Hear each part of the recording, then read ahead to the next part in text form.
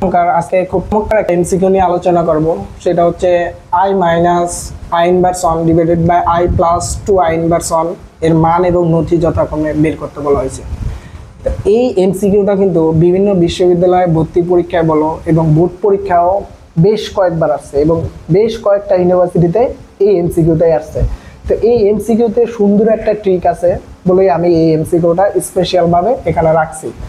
তো এই এমসিকিউটা সলভ করার জন্য আমি সুন্দর একটা ট্রিক দিছি, সেটা হচ্ছে i ইনভার্স 1 সমান মাইনাস i। তো i ইনভার্স 1 সমান মাইনাস i এটা কিভাবে হয় এটা আগে দেখি, তারপর হচ্ছে আমরা ম্যাথটা সলভ করব। তো দেখো i ইনভার্স 1, দেখো কোনো কিছু পাওয়ার যদি ইনভার্স থাকে তার মানে কি 1 বাই ওই জিনিসটা, তাই না? তো i ইনভার্স 1 মানে কি 1 বাই i।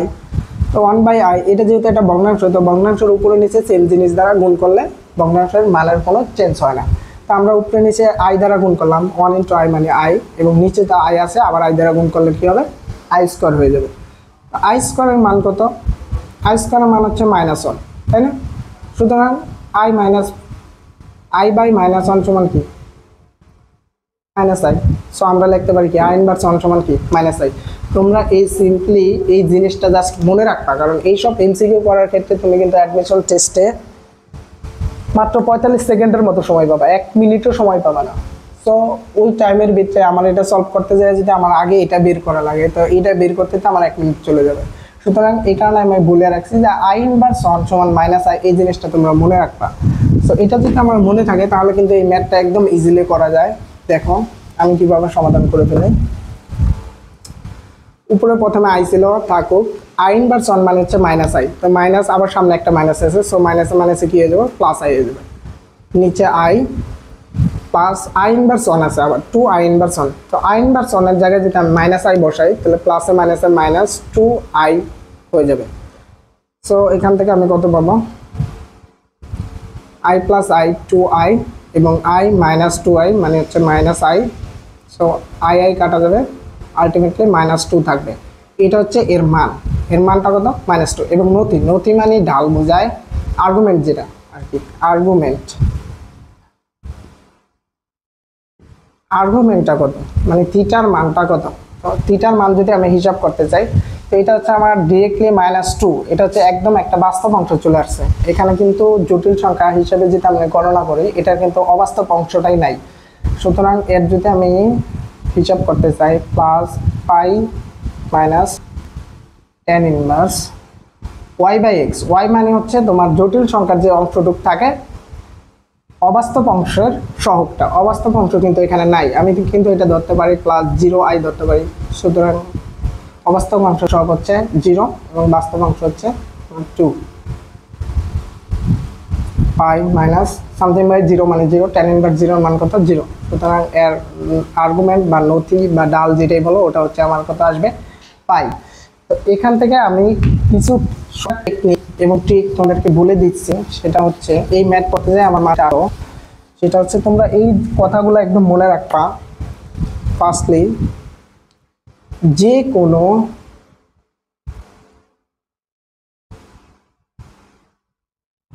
ধনাত্মক বাস্তব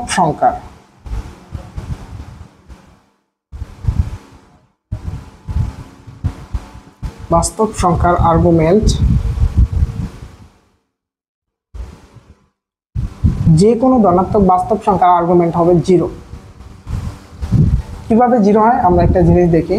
আমরা যদি একটা লেখচিত্র কল্পনা করি যেটার এক্স অ্যাক্সিস বরাবর যদি আমরা ধরি বাস্তব অক্ষ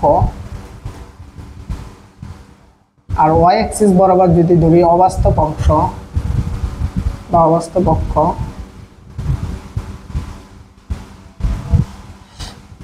এইদিকে দেখো যে কোনো সংখ্যা এটার যদি আমি মিডল পয়েন্ট 0 ধরি, এইদিকে কিন্তু প্লাস আকারে যাবে 1 2 3 4 এইভাবে, আর এইদিকে কি আসবে -1 -2 -3, আর উপরের দিকে কি আকারে যাবে? i আকারে যাবে, আর নিচে হলো -i আকারে যাবে, কারণ এটি হচ্ছে অবাস্তব অংশ। অবাস্তব অংশটা তো অবাস্তব সংখ্যায় থাকবে, অবাস্তব সংখ্যা কি i। সুতরাং এখন আমার যে কোনো একটা পজিটিভ বা ধনাত্মক সংখ্যা যদি হয়, যেমন 4 5 বা 6 যেটাই বলো, এটি কি সবগুলো ধনাত্মক এবং পূর্ণ সংখ্যা বা বাস্তব সংখ্যা। এই সংখ্যাগুলোকে আমার এই অ্যাক্সিস বরাবর এটার উপরে আছে, তাই না? এটার নিচেও নাই বা উপরেও নাই, এই ঠিক এই বরাবর আছে। তো এই বরাবর যদি আমি হিসাব করি এখান থেকে, তো এটা তো আমার 0 ডিগ্রি। সুতরাং এখান থেকে যত ম্যাথ আছে ধনাত্মক বাস্তব সংখ্যা যত সংখ্যা আছে তাদের আর্গুমেন্টটা হবে আমার 0। তো আরও কিছু আছে, যেমন দেখাই, এটা হলো 1 নাম্বার গেল।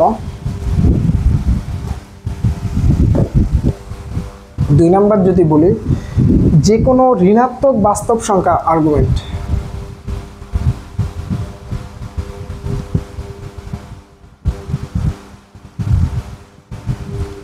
ঋণাত্মক বাস্তব সংখ্যার আর্গুমেন্ট, যে কোনো ঋণাত্মক বাস্তব সংখ্যার আর্গুমেন্ট হবে আমার পাই। পাই কিভাবে? পাই মানে 180 ডিগ্রি। পাই মানে কি? পাই মানে হচ্ছে 180 ডিগ্রি। দেখো, যে কোনো একটা ঋণাত্মক বাস্তব সংখ্যা কি এই অ্যাক্সিস বরাবর না, এক্স অ্যাক্সিসের বিপরীত দিকে। তো এই অ্যাক্সিস বরাবর যত ঋণাত্মক সংখ্যা আছে সব কিন্তু এই অ্যাক্সিস বরাবর।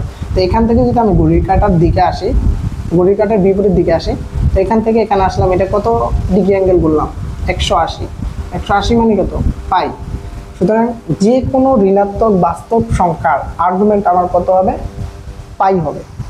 তো আরও দুইটা জিনিস আছে, যে কোনো ধনাত্মক জটিল সংখ্যার ক্ষেত্রে,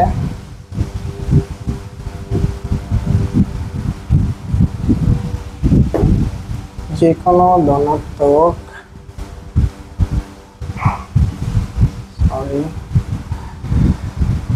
জটিল সংখ্যার ক্ষেত্রে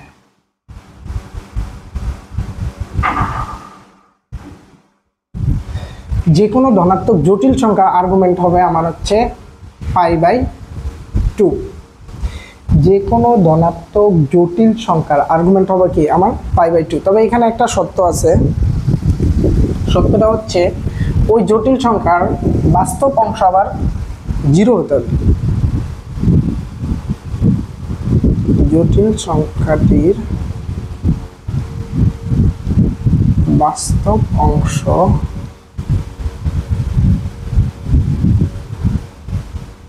যদি ওই জটিল সংখ্যাটার বাস্তব অংশ 0 থাকে বা বাস্তব অংশ না থাকে, ওই সময় ওই জটিল সংখ্যাটির আর্গুমেন্ট হবে হচ্ছে আমার π/2। যেমন i একটা জটিল সংখ্যা, এর আর্গুমেন্ট কত? π/2। যেমন 2i এটাও একটা জটিল সংখ্যা, এরও আর্গুমেন্ট কত? π/2। 5i এটা একটা জটিল সংখ্যা, এরও আর্গুমেন্ট কত? π/2।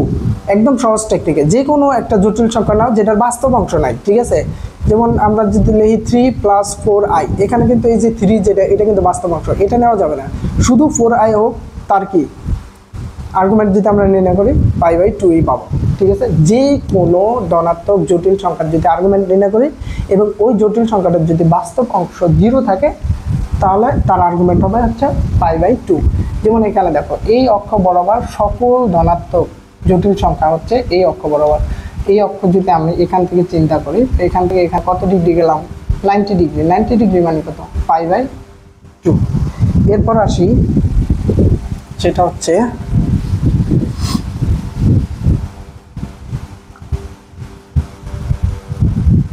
যে